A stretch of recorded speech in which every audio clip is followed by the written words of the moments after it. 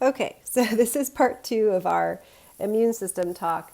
We're going to start with specific defenses here. I just realized that I kind of had these a little out of order, so let's do the review for part 1 first. All right, so here's review part 1. What are the smallest known pathogens that activate the immune response? Answer should be letter C, viruses. Which of the following does not form part of the body's nonspecific defenses? This is going to be antigens, letter A. B, C, and D are all nonspecific defenses. Which of the nonspecific defenses prevent the spread of viruses by interfering with the virus's ability to replicate? So this is going to be interferons. So interferons, there was a Simpsons episode where the doctor, I forgot his name, but he was like, "You're interferon with my fun." So interferons interfere with viral infection by stopping their life cycle, by blocking their entry, but they ultimately stop the ability for a virus to replicate. The capacity of lymphocytes to distinguish self from non-self is known as? All right, so this is actually something that came up in our second part. So the answer, though, is self-tolerance. All right, let's take a look at the specific defenses, part B. Okay, so I said this before. Your specific immunity is also known as your adaptive immunity. It learns what's around you, it adapts to what is around you in your environment. It's different from person to person, and then it's really important because it creates memory.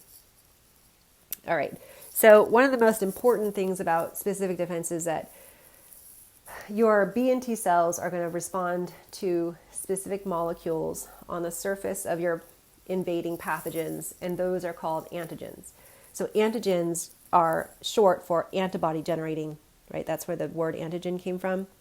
And they can be on the surface of bacteria, they can be on the surface of viruses, they can be on the surface, they can be parts of a toxin. So if you have a toxic molecule that comes into your body, your immune system can actually recognize that and bind to a specific part of the toxin.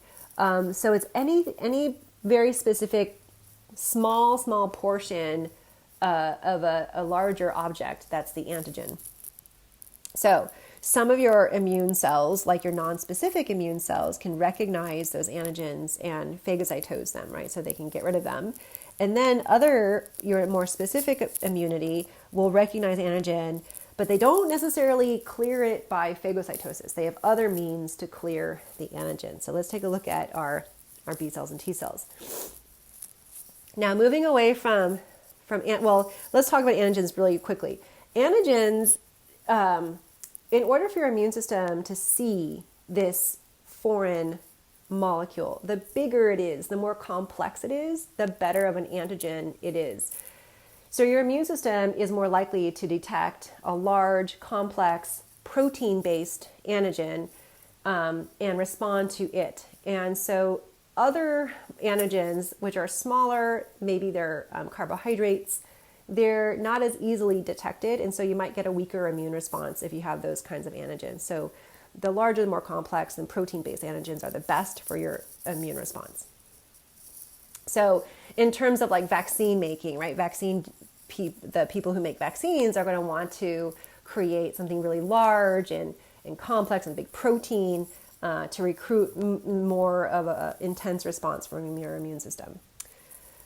Diversity. So let's actually look at this. I want to look at this picture for diversity, just this one.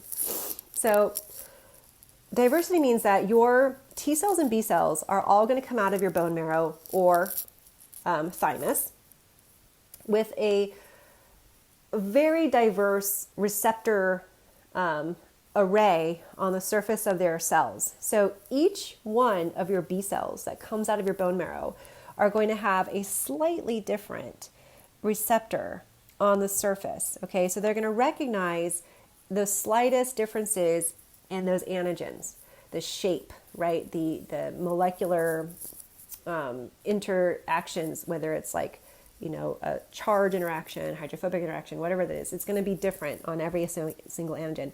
So there's a huge diversity that your T cells and B cells come out with And they're going to sit there in your body, right, in your lymphatic tissues, and they're going to wait. They're going to wait. They're going to live in your body for a certain amount of time, and they're going to just sit there, and they're going to see whether or not something attaches to their receptor.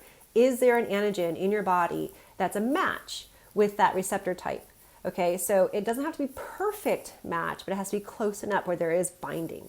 And so in this picture here where you see you have 3 different kinds of B cells, and only one of them, the one in the middle, is going to get that antigen binding to the receptor. That's going to trigger that B cell to undergo what's called clonal selection and clonal proliferation. So cell proliferation. That means that one cell that has bound antigen, that says, okay, we need to recruit you, this guy, because you recognize what just came in our body, and we're going to make an army of you. So we're going to make tons of clones, right? So we're going to have proliferation. We're going to have many, rounds of mitosis, making tons of clones. And then some of those clones will become what's known as plasma cells, or the effector cells for that immune response. Some of those cells will then turn into memory cells, okay? But in terms of diversity, your T cells and B cells work the same way. So let's take a look at that other picture I had here. So both your B cells and your T cells will have receptors, and they're both going to have these antigen binding sites. And those are the areas that's going to detect what has come into your body, right? So you can think about this and say, oh, wow, many of our B cells and T cells might never, ever match with an antigen type that comes in, and that's fine. And then they die, and then you're constantly putting out more B cells and T cells.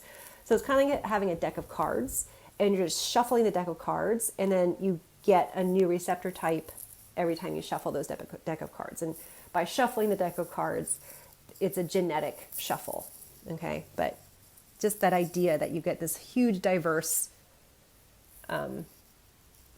population of receptor types on B's and T cells.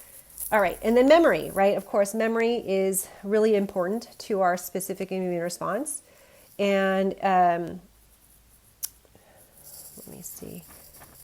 Let me go ahead and look at this picture just so we get a better clear. So this is an antibody. This happens to also be the receptor type on B cells. So B cells have the antibody on their surfaces, they're on their cell membranes, as well as secreted into the bloodstream. So it's the same guy, either attached or secreted. But the part that I want to talk about is just this antigen binding site. So this is called the variable region that I will talk about again. And this is that region that changes, that attaches to the antigen. So I want to see this antigen here. And don't worry about the word epitope. They're just really particular parts of the antigen that binds the variable region. But that's what we have. So it's very specific. So antigen and antibody specificity is important there. Okay. So memory. Memory is important because memory cells are involved in your second encounter with the same antigen. So let's take a look at our first exposure to the antigen. So here's our first exposure to something in nature, and it takes about 10 days for your B cells, and we're just looking at antibodies, your antibody titer. The word titer is basically the concentration, right? The amount of antibodies in your bloodstream. So it takes 10 days until the titer starts to rise, and then we can see we hit a peak something around 18 days after that first exposure. So during this time, you're sick, or possibly, right? Depending on the illness, but you can be sick. Now, you're making memory during this time, right? So you have memory cells. Now, the second time, this is the memory cells working, right? So the second time, look how fast we get that rise. Day 3, we start to get a rise in that antibody titer, and it's a really steep rise. And look at just how much more of it we get, right? So not only is it faster, it's also much more in terms of, how the quantity of antibody that's in your bloodstream. So it's a more robust as well as faster immune response with the second time, right? So this is memory. So that's why memory is so good to form, because our second time, it's quite possible that we don't get sick. No illness here, because our response is much faster. Now, this is just looking at B cells. We also do have T cell response with memory. So both of those work together. Okay, so this is the basis of vaccines, right? So the reason why vaccines work and how they were developed is to give someone that fake first encounter, right? So this would be a vaccine. Your body doesn't know the wiser. It doesn't know it's not real. It just knows that here's a foreign antigen. Let's react to it. Let's make antibodies to it. And then we're going to also make memory to it, right? And then you have those memory cells. And then this second time, that would be the real encounter, right? With that. So the real deal, you have memory already in your body, and you have this very robust, very fast immune response. All right, and then there's self-tolerance, right? So self-tolerance is the ability for your immune cells to detect or tell the difference between self and non-self, and we looked at this already with our self marker, which is the MHC. So the major histocompatibility complex is genetically determined, and it's on all of your cells except for red blood cells. And so later on when we talk about T cells, it'll say on all nucleated cells, right? And so the only cell in your body without a nucleus would be those red blood cells. Antigen does not have the MHC. So self-tolerance is we're going to tolerate when we see a self MHC marker, and we're going to destroy anything that's coming in that's foreign. Autoimmune diseases are going to be a disruption in that process. And then when you get a tissue transplant or organ transplant, that organ is definitely not going to have the MHC that you have, because this is different on every single person except if you have a identical twin. That is the only exception to the rule. And excuse me, I have a lot of allergies today. And so so the MHC molecule is going to dictate self versus non-self. And then if you do get a tissue transplant or organ transplant, I've probably said this before, but you have to be on immune suppressive drugs for life. All right. So let's go ahead and look at our specific B and T cell. We're going to start with our B cells. So let me just erase this. Oops.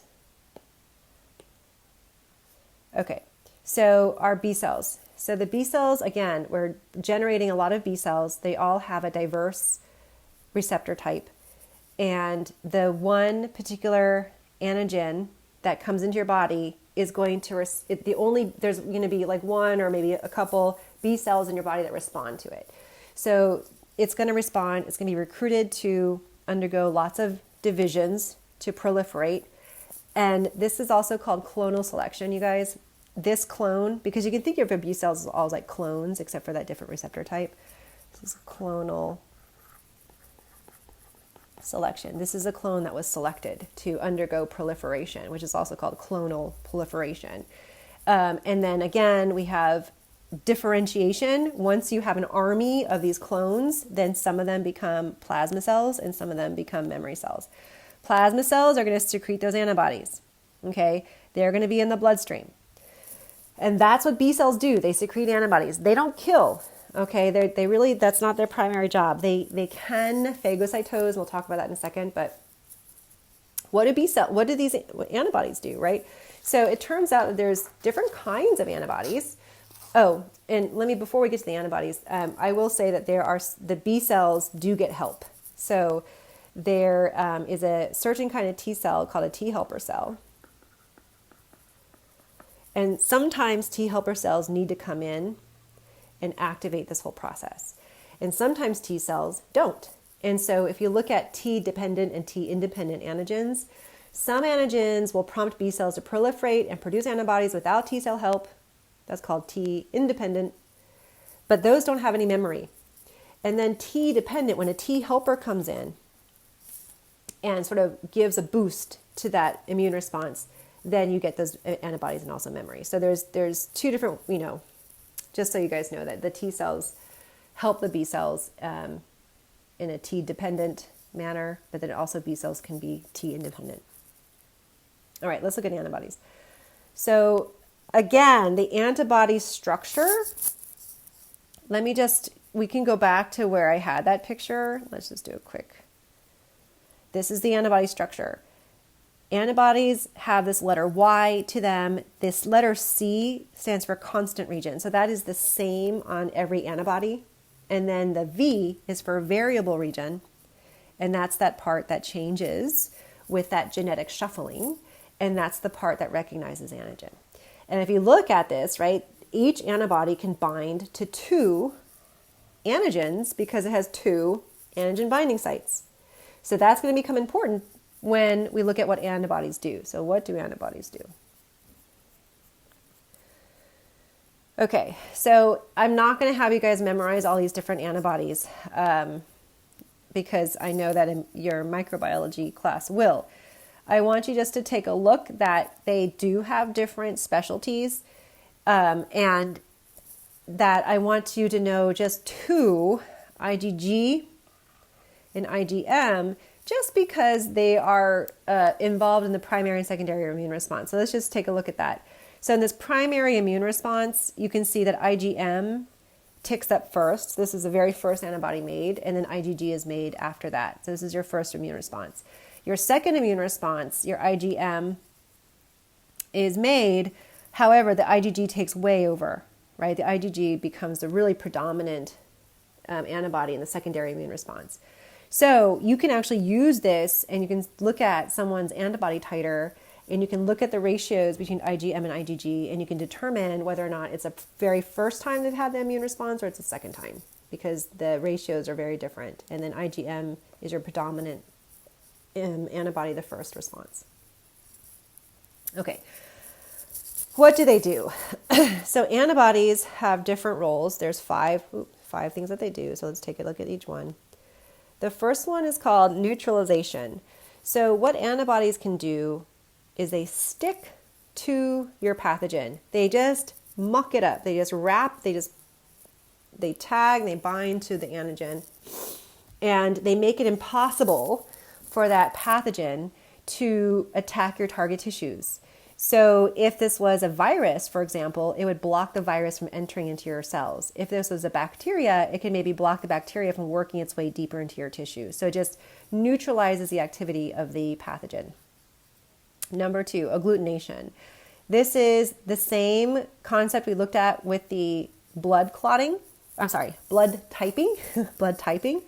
The fact that this antibody can bind to two antigens, like you see here and here, you can start to build a big complex of antigens, or I would say pathogens here, and they're aggregating. So they're making a really large cluster of these pathogens. This makes it easier for your immune system, easy to see, right, to recognize, and then easier to take in by phagocytosis. Now, that actually has a word called Oxonization. So, enhancing phagocytosis, right? Pathogens that are bound by antibodies are more efficiently engulfed by phagocytes. So your macrophage, okay? Macrophages have receptors for that constant region of the antibody. And so it's able to glom onto, attach in a more sticky way to the antibodies. Sometimes these pathogens have slime on them, and it's really hard for your phagocytes to get a hold of them. But when they have antibodies on them, then they're like little nubs that they can grab onto, and they can phagocytose them better, more efficiently. So that's called opsonization. Next, they activate complement. So remember I said that the complement is a cascade of activation. So that very first complement is going to get set off by recognizing antibodies bound to the pathogen.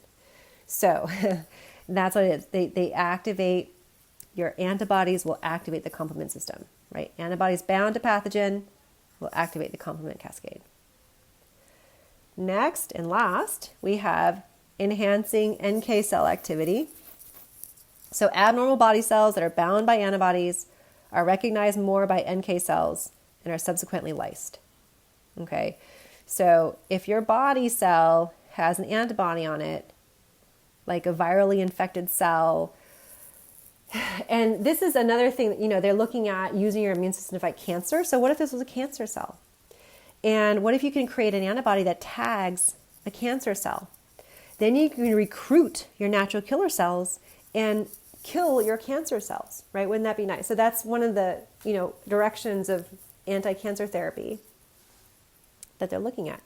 So that's what your antibodies do. So antibodies, your B cells that are responsible for making antibodies, they don't actually do, your B cells don't do the killing. The antibodies don't do the killing. They just tag and stick to the pathogens. And then these are the 5 things that can happen when the antibodies are on your antigen. Okay. So that's your B cell immune response. Okay. Let's do T cell immune response. Okay, so your T cells here are going to be very active in recognizing self and non-self. They have a receptor for the MHC. Okay, so let's look at our picture. Here's our T cell. Here, our gray is our MHC. This is our histocompatibility molecule, MHC, right? This little guy, this peptide, is going to represent the antigen. Now, the T cell receptors that are on T cells have one receptor for the antigen, as you can see here, right? It's detecting the green antigen, but they have another receptor that is going to detect that MHC. So T cells have to get presented the antigen with the MHC complex and together in order to in order to get activated. And cells that present the antigen to the T cell are called antigen presenting cells. There are 3 antigen presenting cells I want you to know. B cells. I'll write them down. This can be a B cell.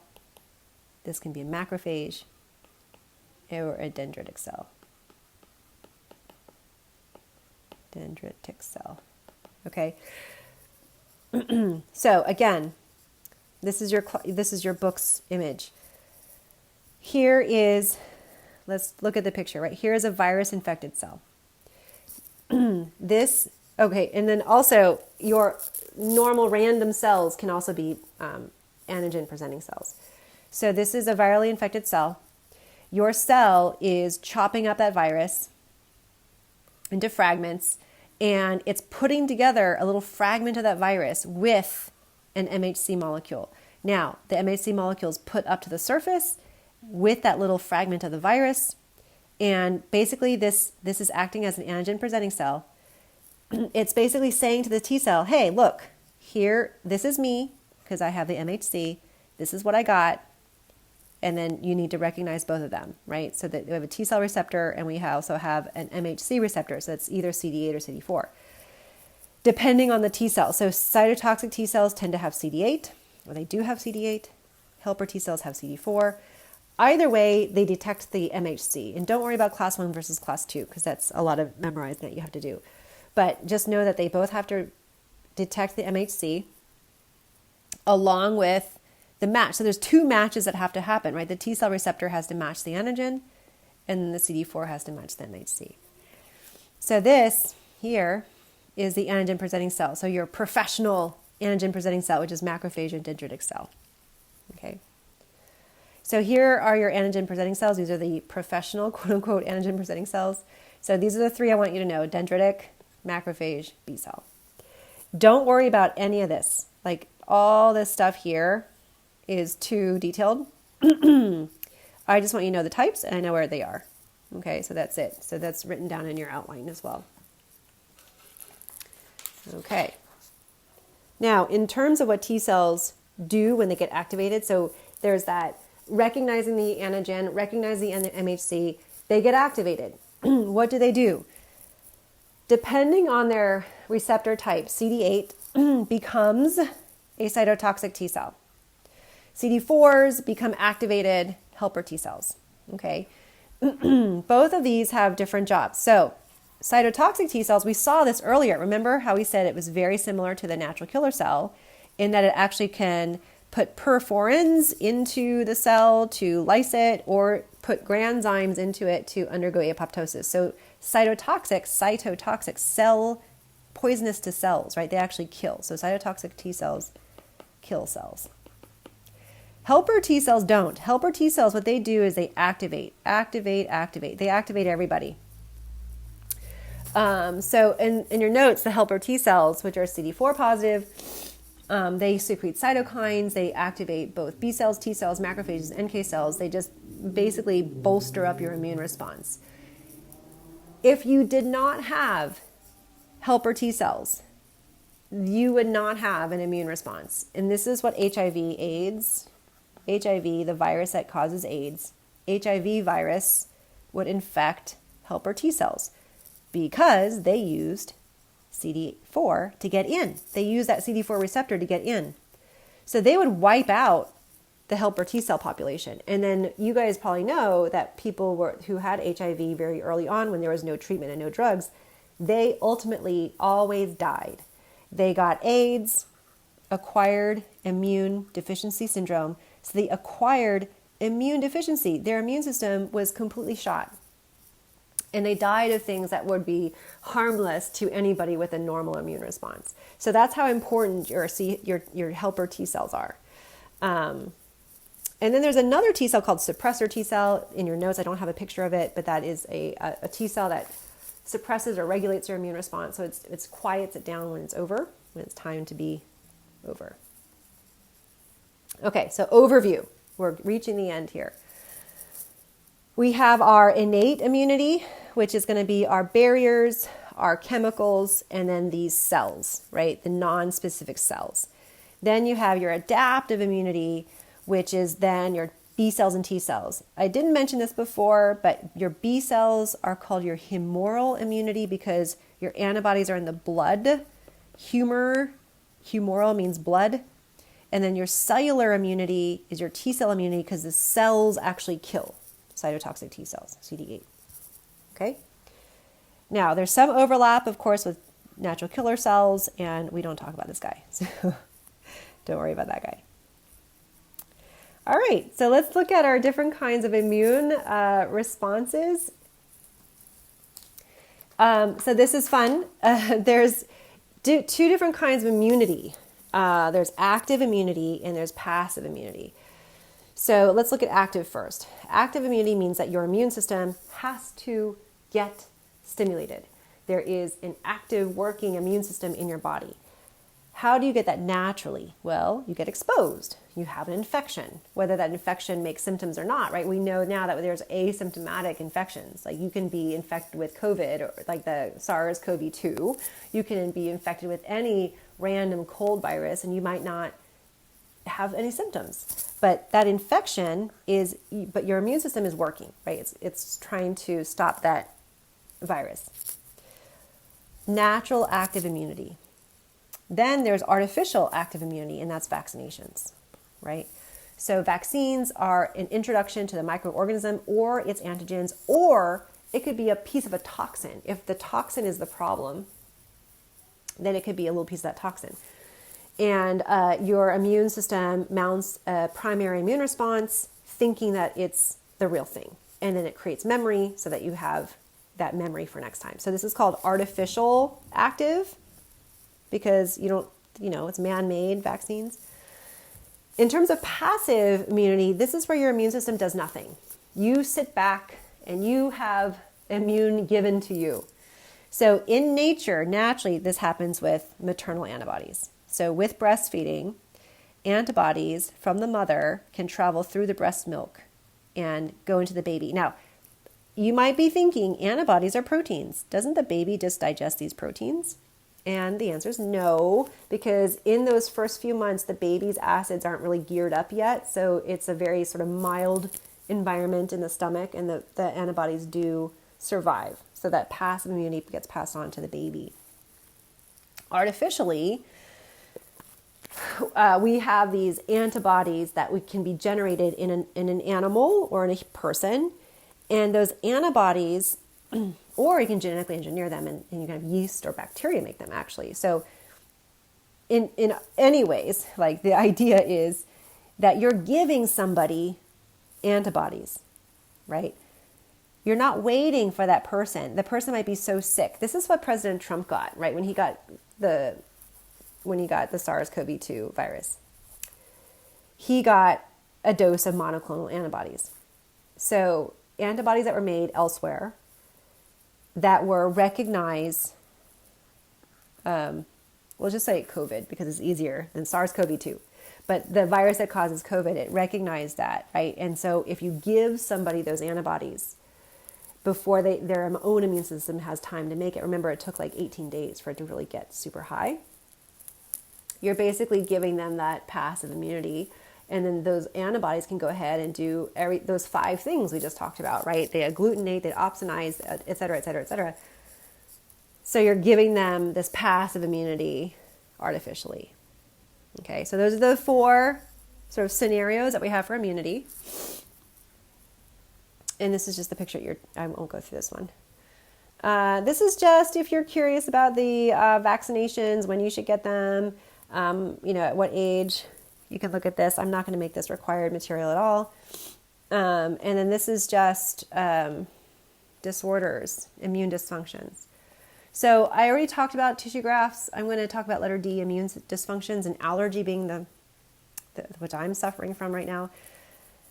Allergy. Okay, these are also called hypersensitivities. Why do allergies exist? No one knows. They think it's sort of a mistake that your immune system makes. There's a lot of hypotheses out there about why people get allergies. But regardless, how it works is that you get an exposure to an allergen. So instead of the word antigen, we're going to use the word allergen. It's the same thing. It's a piece of a pollen, or it's a piece of your cat's hair or skin. Whatever makes you have an immune response, it's that same molecule. It causes your B cells to make IgE. So I will have you guys learn IgE, because IgE is the allergy antibody. So this is normal. Your B cells think it should mount an immune response. It undergoes clonal selection, clonal expansion. It makes plasma cells. These plasma cells secrete IgE. So this is weird because remember, the primary immune response was supposed to secrete IgM and IgG, secondary immune response, IgG, but this one there's something called a class switch. And IgE is made instead. This is the allergy thing. IgE comes and binds to mast cells. These guys were in your mucous membranes. So now so what they do is they dock these antibodies that bind to this particular pollen. They're going to find their way to a mast cell, and mast cells have a docking site for these antibodies to sit. So your first immune response, actually, the first encounter with this pollen will not create immune reaction. It just sensitizes you. This is called being sensitized. Okay? Now, you're ready and primed. These mast cells have the antibodies on them that recognize this pollen. The second subsequent exposure, the next time you have that pollen coming into your body, most likely your nose, right? You're breathing in pollen. it hits the mast cells within the mucous membrane of your nose. You have a match. This is matching on the mast cell. Now the mast cell is ready to go. It's going to secrete a bunch of histamine and other inflammatory agents. You're going to get vasodilation, increased capillary permeability, swelling, and then everything else associated. There's other chemicals there that will cause sneeze and sniffling and watery eyes and hay fever, all those little symptoms of hay fever. Okay, so this is allergy. So allergy is different in a couple ways. The first way is IgE, different antibody being made than a normal immune response. Second thing, we dock on those mast cells, and we just sit there with the first encounter. Second encounter, when you have binding, we release all those nasty chemicals to make allergy. Okay, so that's allergy. Now, there is a very dangerous allergic reaction called anaphylaxis. So anaphylaxis is a very severe allergic reaction. So if you look at letter B, there's nothing that changes from this picture with anaphylaxis except for the amount of they call degranulation. The amount of these guys that come out in anaphylaxis is way up. It's a massive dump of histamine and other inflammatory reagents. And what that does is it opens up all of your blood vessels, right? It makes them all permeable. So take a look at the flow, right? We have vasodilation. If like many of your blood vessels dilated, the fluid comes out into your tissues. We have a drastic drop in resistance, TPR. This drastic drop in blood pressure, MAP, to dangerous levels. This is called shock. So if you have a sudden extrusion of all this fluid into the tissues, all your blood vessels become leaky and all the fluid comes out, your blood pressure drops dramatically and there's no blood pressure to go to your organs. And so that's the very dangerous thing about shock, is that your organs are not getting this blood that they need. And if it's due to allergy, it's called anaphylactic shock. So you can get shock in different ways, right? If you're bleeding, you can go into shock. But anaphylactic shock is through this mechanism. And the prophylactic for it, the treatment for it, would be an EpiPen. And EpiPens is basically epinephrine, right? Epi stands for epinephrine. And it will counteract that decrease in TPR. It's going to vasoconstrict, help move that fluid back. Okay, next is autoimmune diseases. So just by definition, this is a immune system is going to treat a part of your body like it's a pathogen, and it's going to attack your own tissue. So there's different kinds of autoimmune diseases. I think that we touched on, at least I do, in anatomy, multiple sclerosis, which attacks your Schwann cells. There's Graves' disease that attacks your thyroid hormone receptors. So you sort of have a thyroid issue with that one. Anyways, lots and lots of different kinds. You don't need to know, just know the definition of autoimmune diseases. And then there's immunodeficiency diseases. This is where you are either born or you acquire an immune system that does not work like it should. So immune deficient. There are many forms of this as well. The picture here is of the most severe form called SCID, severe combined immunodeficiency disorder. And then here it is, severe combined immunodeficiency. And this child, David Vetter, who was born in 1971, had it. So basically he did not have the stem cells to make any of those immune cells. He had red blood cells, but basically his immune system was very, very bad off. He didn't have an immune system. And so he had to live in a bubble. And there's actually a movie called The Boy in the Bubble based on him. But very, very sad story.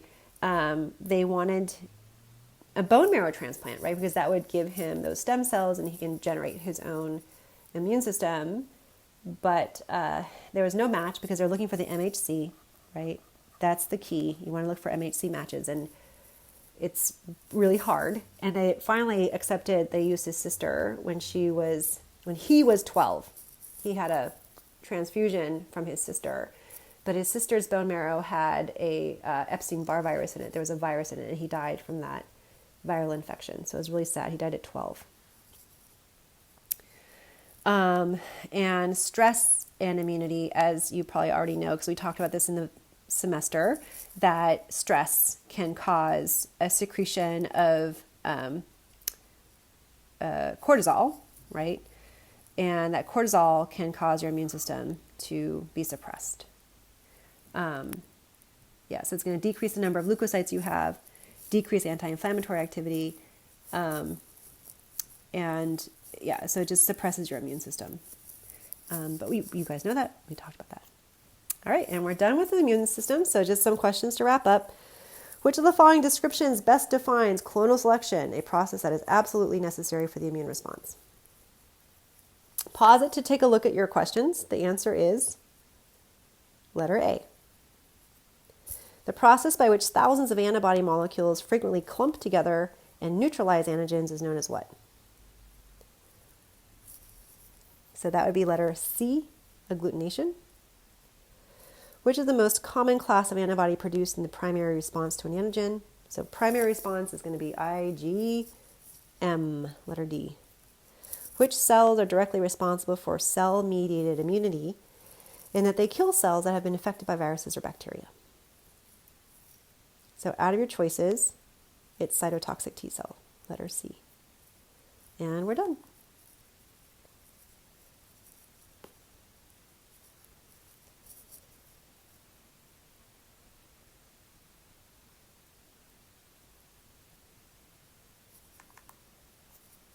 Wait, what happened?